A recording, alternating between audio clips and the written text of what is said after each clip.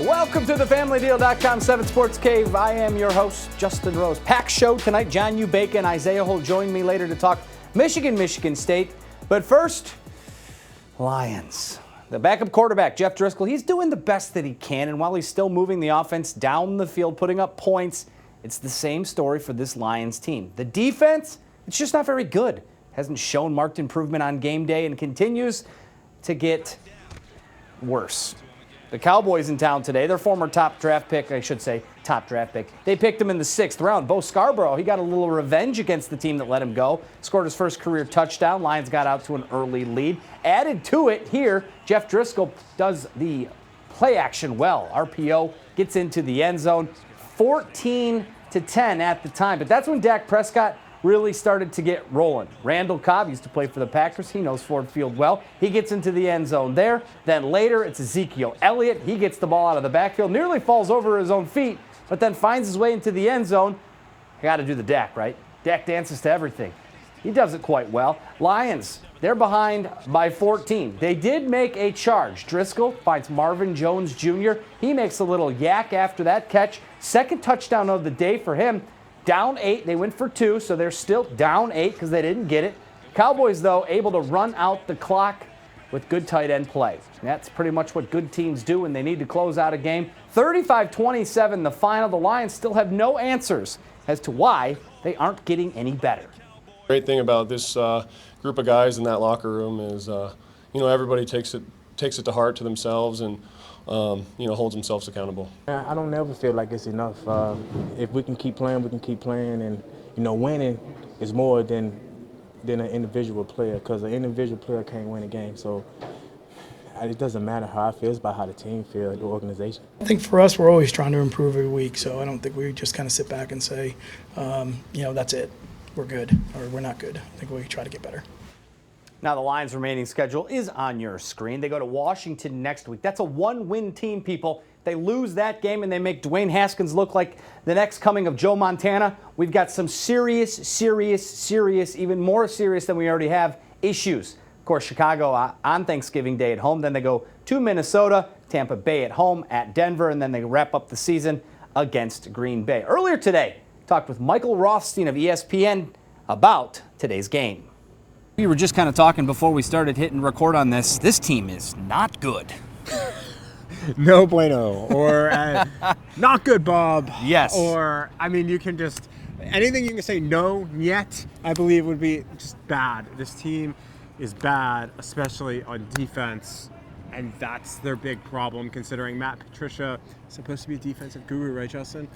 27 points put up by Jeff Driscoll, Bo Scarborough, who has never started an NFL football game, and he comes in and he gives them a shot in the arm, runs the ball, they score first, they're able to move the ball down the field. Dallas certainly helped them with penalties and different things of that nature, but to give up 35 points to this team and make Dak Prescott look like he's some future Hall of Famer, it's just, Hold on a sec. Dallas is really good. I don't think so. Look at their record. They're a 500 team. They are, but when they play well offensively, they're dynamic because their offensive line is really good. Dak Prescott can do. It's not like he just done this against the Lions. Ezekiel Elliott, the Lions actually did an okay job on him today, but usually he gets going, and they still have Amari Cooper. They actually did a good job on Amari Cooper. It's just they have more weapons, and Michael Gallup and Randall Cobb.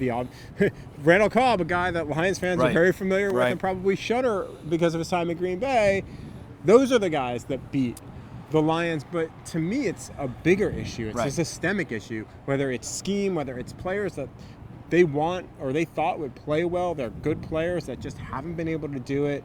It's a complete mess right now, and to me, the bigger concern would be there don't seem to really be any answers that they can find, whether they'd say that or not. Right. The proof has been in how they've played, and they just haven't been there. And that's the thing. We got to open this up to a bigger discussion now. There's only 6 games left. We're 10 weeks, 11 weeks through the season with the bye week in there, and we're seeing the same thing. Matt Patricia continues to say the same thing. Well, we got to get it fixed. We got to get it worked out. We got to play harder. We got to make plays. You're right. I think the thing is now when do we really justifiably turn the conversation to, is Matt Patricia the right guy? Is Bob Quinn the right guy? It's not necessarily fair mid-season to do it, but we're past that point now, and now people outside of the program and outside fans want to know, what does this team do with those two guys? I mean, I think as of now, you probably give them one more year because now you do have the built-in Matthew Stafford. Do you play him? Do you not? You're basically out of the playoff race in any way at this point. So I don't know. I think if you have real discussions about do you want to force Matthew Stafford to come back, because he's a guy that will play if he's allowed to play. But sometimes you have to look for the better interest of your future and his future, putting him out there for meaningless games, at least when it comes to what could happen for a postseason berth. I don't know. That's a tough thing to weigh. But if you do that and you do shut him down, I think that if you're Bob Quinn and Matt Patricia, you only do that if you know you're coming back next year. Yeah. And that's a tough thing too, because I think that will play, what they do with Matthew Stafford could play the hand of what maybe they've been told by ownership. And Matt Patricia was asked about his conversations with Martha Ford today, and he danced around it. And then I asked him about, well, do you need to make changes in your defensive staff, maybe take over play calling? He danced around that, didn't really answer it. They've got major problems right now, and I think right now they're kind of at a precipice of understanding that this might be a lost season, right? But, well, yeah, the record would right, indicate but that what as I'm well. saying is, if you win a few toward the end, I don't believe in the momentum carrying over from one year to the other. We've right? seen that in Detroit. They went 7-1 down the stretch a few years ago. Exactly. Yeah, I don't buy that, but I think that you have to show some progress for the bigger picture of the program to buy into what you're doing. Like if you lose next week at Washington, especially because Jeff Driscoll looks capable. Right. I'm not saying he's Matthew Stafford. I'm not saying he's Aaron Rodgers. I'm saying he looks capable. And you still have Marvin Jones. You still have Kenny Golladay. You still have Danny Amendola. You should be able to beat Washington. You lose to Washington and say Dwayne Haskins throws for 3 touchdowns or 4 like Daniel Jones did. Then I think you have major questions. And then I think hate putting that much pressure on one game, but Washington's terrible. Right. They're tanking deliberately. They are really bad. You lose that game, I think everything's on the table at that point. That's a lot of pressure. To me, I think you give them a third year because there's also, you don't want to end up like the Browns where you shift and shift and shift and shift and, you think you maybe get it, but, because for every Niners situation that seems to be working well, when you do that, you get more often a Browns situation where you get no footing, and I still think this roster is decent. Yeah. I really do. I think there's just bigger internal problems. Yeah, we've seen it before. The coaching turnover in Detroit has been a thing that's obviously been not steady for some time. So read his stuff, ESPN.com. You got a podcast as well. I do. It's called The Michael Rothstein Show. We generally have guests on, Lions players, opposing beat writers, and I talk a little bit too about various things. Last week I talked about what they should do with Matthew Stafford. It's The Michael Rothstein Show. You can listen to it on iTunes, Spotify, Google Play, anywhere you podcast. There he is, Michael Rothstein.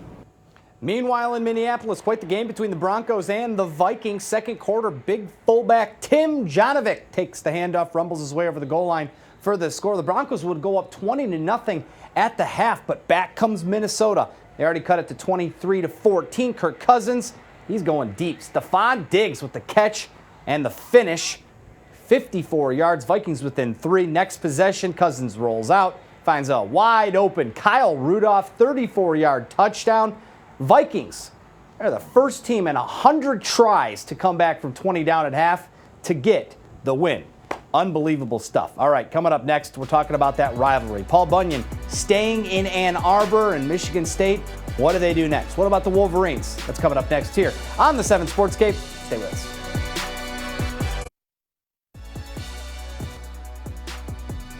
Welcome back to the FamilyDeal.com 7 Sportscape. Happy to bring onto the show a couple of my favorite people in Ann Arbor, I will say.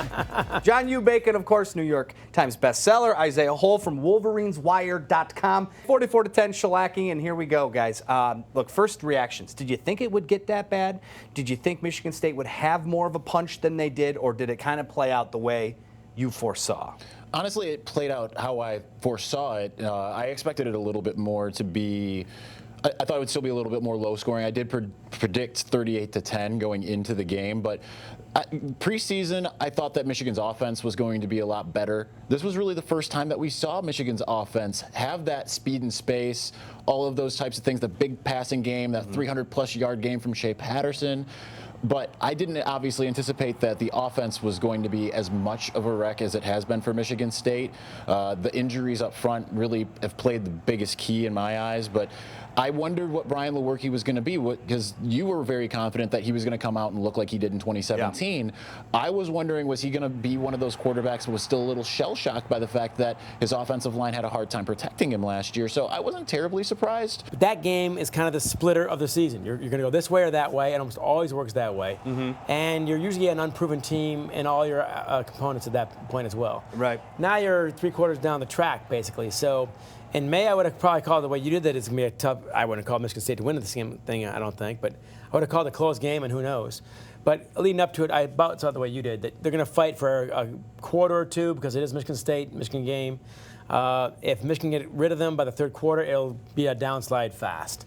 My big question to you is Michigan still peaking, or have they kind of started to reach that plateau of they have 2 games left. We know that they who they've got down the line, but I like what I'm seeing right now. And Harbaugh said, we're on track. And everyone's like, come on, that's crazy. And it's looking like he's right. Well, he did say it at kind of a crazy time. He said that in the postgame after the 10-3 win over Iowa, when the offense looked about as inept as it had all season long. And he says, it's hitting its stride. And it was like, where is it hitting its stride? And we all, myself included, I'm sure John was kind of similar. We all were like, do you need different glasses? What's going on here? But obviously now you are seeing that. And finally, for the first time, like I mentioned earlier, we saw the pass game explode. That was kind of the one thing that we were waiting to see, because they'd been getting the run game going since the Illinois game. That was one of their biggest concerns going into the final stretch, was they couldn't run the ball with consistency. Now, we didn't see much running the ball yesterday, but they didn't need to. I mean, they threw all over the field. And that's what Michigan State's front seven will do to you, and that's what we've seen all year. They're going to contain the run for the most part. They haven't really been run on defense, a ton. It's the pass defense, and that's the big difference. I saw some of the stuff you wrote, and I watched a lot of the pregame stuff yesterday. And, John, I want to ask you this. Urban Meyer put it pretty directly when he said, why is Michigan State falling off? He said, they don't have any draft picks anymore. They don't have the talent that they used to have. It used to be during that time when they were running this rivalry, they had the draft picks. They were all over, those guys, and now it's exactly right. And it's unfair to say that Michigan State is only up when Michigan is down. Look, man, they beat Ohio State 3 times during that stretch. Michigan would kill for that, I believe. Big Ten titles are in there, beating Penn State, beating Notre Dame, et cetera, et cetera, et cetera. How do you do it? Man, nobody is better at getting more out of less, which might be insulting, out of 2, 3, occasional 4-star players. But that staff coaches them up, and you look at the NFL. Just like Urban said, the teams he faced when he's at Ohio State produced any number of NFL players, often on defense, but not entirely. And the thing is, when you're an older coach, as D'Antonio is, he's 64 now, had some heart issues and so on, you either got to tell recruits, I'll be here in 4 years, or the recruits keep on going down and down and down. So he's either got to double down and say, I'm here for 5 years, or you got to move on. We'll talk about that later on, I realize, but you're not facing the same level of talent you faced 5 years ago. And I asked him that question afterwards. I asked him if the loss to Michigan reinvigorates him. And Isaiah, his response to that was, I don't like losing this game, but he did not. How important is it, a guy who follows recruiting, who talks to recruits, and talks to young players, how important is it that he comes out and says either this week, next week, or right after the season, and says, hey guys, my contract goes through 2024.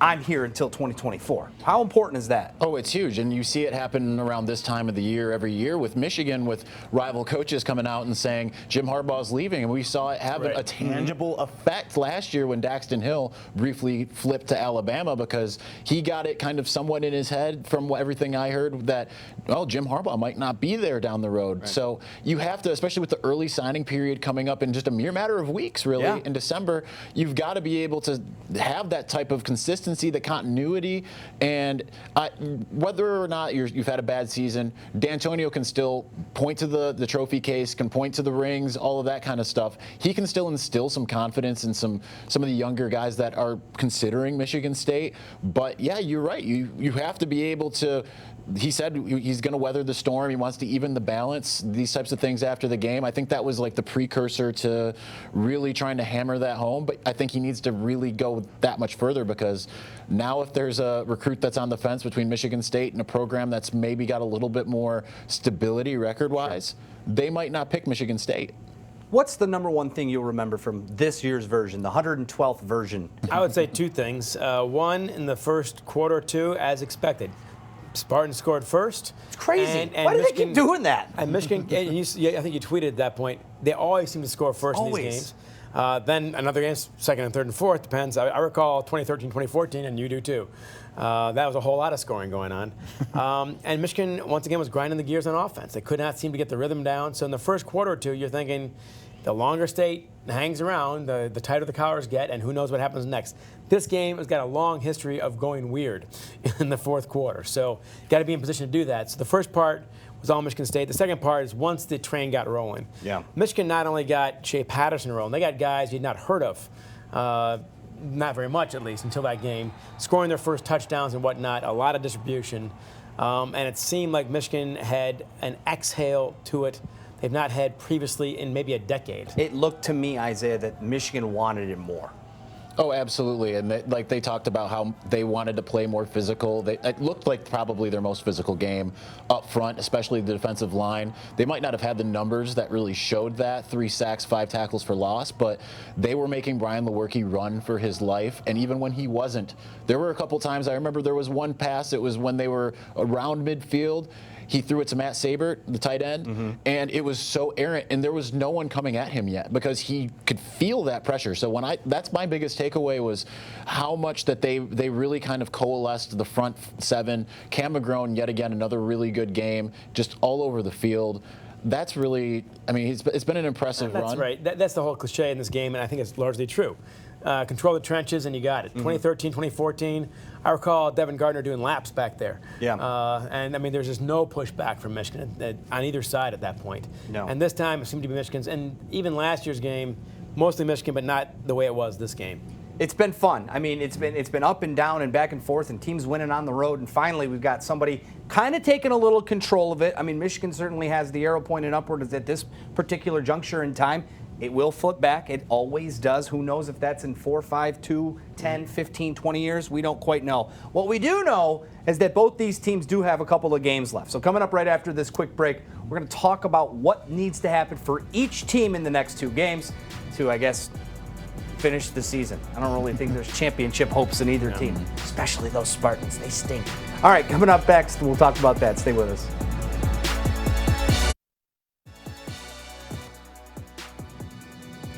Welcome back to the FamilyDeal.com 7 Sports Cave. John Bacon, Isaiah Hole joining me now. Let's start with Michigan State. They have 2 games left. They go to Rutgers. They're 22.5-point favorites. Then they come home senior day for, look, a senior class that certainly hadn't had the season that they wanted, but they got to win both to become bowl eligible. Do they get it done? I think they do. I mean, but first things first. Got second rivalry game in a row. You got to throw out the record books. You have to do it, don't you? So victors goes the spoils. That's fine. That's fair. Rutgers has some talent, but they don't have enough talent. And when I look at Maryland, I don't really know what happened to Maryland. Right. They started off so hot. I mean, they led the country in scoring, I think, after 3 weeks. They did. Yeah. Crazy. And I mean, they're another team that's got talent. I pick Maryland every year to be that team, that next one to rise up from the Indiana level. Yeah, I hear what you're saying. They could surprise if they have not yet broken through and done. Right, and they beat Texas 2 years in a row, and Texas beat Georgia last year. So I don't understand really, like, because they always start out really hot, and then sometimes it's injuries. But let me help you here. Long story short, State wins that one. There. Yeah, there you go. So they win both. I think so. Yeah, and they maybe get pinstripe. Maybe I just don't think the Quick Lane Bowl would have anything to want to do with that here. I don't think the Big Ten really kind of wants to use that allotment. They've tried to get out of that bowl game a lot in recent years. But look, 6-6 gets them in the bowl game. Okay, you get the practices, you play whoever, whatever. We're going to hopefully find out if Mark Antonio is sticking around or not in between that. On the other hand, here we go. Indiana. Gosh, if there's a team out there that annoys Michigan more than Indiana, like, tell me who it is, because it's close games. Michigan usually gets it done, but look, that Indiana team, they're pretty good. What, they got 7 wins, 6 wins? I mean, they're 7 wins right now. They're and playing my joke good has always football. been they're the world's greatest 5-7 team, but not this year. They're 4, 7-3 right now 7-3. already. And they gave Penn State a real run at Penn State. Sure. So even in August, looking at the schedule, the 2 schedules, you saw Michigan State, Indiana, Ohio State for Michigan, and you could circle that even at 5-7 if Indiana was. That is the all-time trap game ever created. Your 2 biggest rivals, and this thing in the middle that is a problem. And now it's a bigger problem than you thought. It's not even a trap game; they're just damn good. What do you make of Shea Patterson telling our Brad Galley after the game? He's like, "Hey, we know we got in. No disrespect to Indiana, but we know what's coming in 2 weeks." I mean, you don't sense a drop off here, do you? But at the same tell you time, what, if you it's do, the ultimate if you trap do, game, you're gonna as see it on Bacon TV. said. I mean, it's even more of an ultimate trap game because it's on the road at Indiana. They've managed to, yes, win a little bit more comfortably at home. These road games, over time, the last 2 times that Michigan's gone to right. Bloomington, they've never had to go to Bloomington the week before Ohio State. I think they not only have to beat Indiana, they've got to smoke them to have enough momentum to actually take on a team like Ohio State. I watched that Michigan State Ohio State game from the sideline for 4 quarters. Those are big boys. And that is a team like no. I mean, that's what Alabama fans go, yeah, that's our team almost every year. I think you're right. And this is probably the best Ohio State team they've had. Probably better than the national championship team they had a couple of no years question. ago. Yeah. And No they question. get Chase Young back, and it seems like Justin Fields is doing his thing, Yeah. and J.K. Dobbins is just another machine. It would be a monstrosity win, and I think you're right. The perception is everything right now because, guys, it was not too long ago, was it 3, 4, 5 weeks ago, where there were still people going, Harbaugh should be out. Oh yeah, the Wisconsin game was the low point for sure. It's crazy. That's when Paul Feinbaum gives you a call, by the way. Paul. Good old Paul. I like Paul. I wish we could take callers here. Where's Phyllis? We need Phyllis from downriver somewhere to call us up. Phyllis, call us up. Keep in mind, I know Michigan fans do not like Paul, but I understand that. Michigan ain't played nobody bacon. That's what she would say. Guys, thank you guys so much for coming in. Continued good work on your beat covering for Michigan and just writing books about awesomeness. Here's the cheap flash. Makes a fine holiday gift, Justin. It does. Free for you. And I've mentioned it on every media appearance I've had this week too. So I should mention his book as well. There you go. I have a book coming out in 2024 about something. And I'll get it. I'll play it. Yeah, I'll give you a signed copy. All right, guys, thank you guys so much. Stay with us. We're going to have a couple of quick thoughts after this quick break. I'd like to thank my guests for coming in this week, John U. Bacon, Isaiah Hole, and of course, Michael Rothstein, and of course, you. Have a great week.